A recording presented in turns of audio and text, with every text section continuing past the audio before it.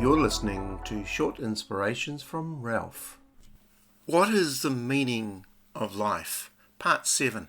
In this final episode of this series, I want to explore what really is the meaning of life. I firmly believe that the meaning of life is not found obeying a set of rules, or eating certain foods, or dressing certain ways, or reading a book, developing rules to live by. The meaning of life is not found in our work, although there is meaning within our work to a certain degree. It's not found in money or success or education or even offspring, even though that is a sacred thing and a godly thing to have children. And then there can be children's children. And I may shock one or two of you by saying this: the meaning of life is not found in religion. The world is full of religious practices, designated behaviours and morals and beliefs, worldviews, texts, sanctified places, ethics, organisations. And of course, the Christian religion can be a great vehicle for a person to find real meaning, but that in itself is not the meaning of life. So what really is the meaning of life, the purpose of life? There are so many opinions out there. There are so many answers. So many people have their ideas, but they're all different. And when you boil it down, as I've said in this series, people don't really know. We must turn to the creator of life to find out what the meaning of life is. And it's found in a little Greek word, logos.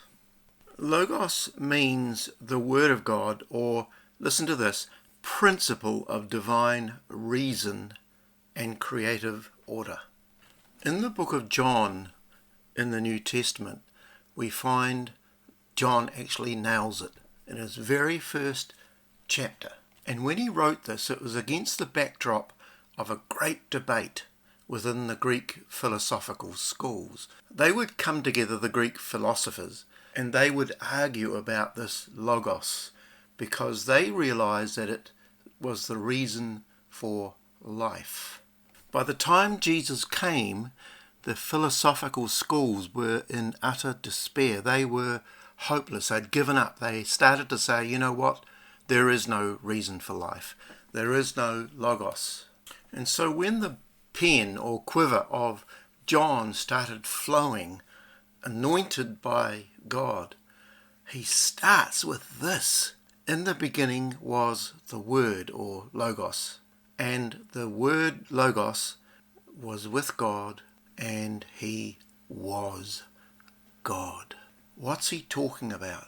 John is saying to anyone who is looking for the answer to the question of life, yes, absolutely yes, there is a reason for living, but it's not a principle. It's not an abstract theory. It's a person. Truth is a person. The logos of life is a human being. And in verse 14 of chapter 1 he says, the word became flesh. The logos became flesh and made his dwelling among us. We have seen his glory, the glory of the one and only Son, who came from the Father, full of grace and truth. This is enormous. It's a person. It's not just a religion or a set of beliefs. It's Jesus Christ himself who brings the meaning of life. When you know the logos of life, when you know Jesus and you enter into a relationship with him, when you worship him and love him and serve him and give yourself to him, you will find your reason for living. When Jesus becomes your logos, your reason, your life gets shot through with meaning and glory. Everything has meaning now. Everything. Eating, sleeping, going to work, changing nappies, writing poems, going on walks, having conversations, or going to work. Everything has meaning because it's connected to the eternal story of God. The Logos has come and dwelt among us. And so the answer to the teacher's question, King Solomon, everything is meaningful, meaningful, meaningful. Because in Jesus you have purpose, you have a destiny, you have hope, you have a reason to live. Everything that's under the sun makes sense when we engage with He who is above the sun, but lived amongst us.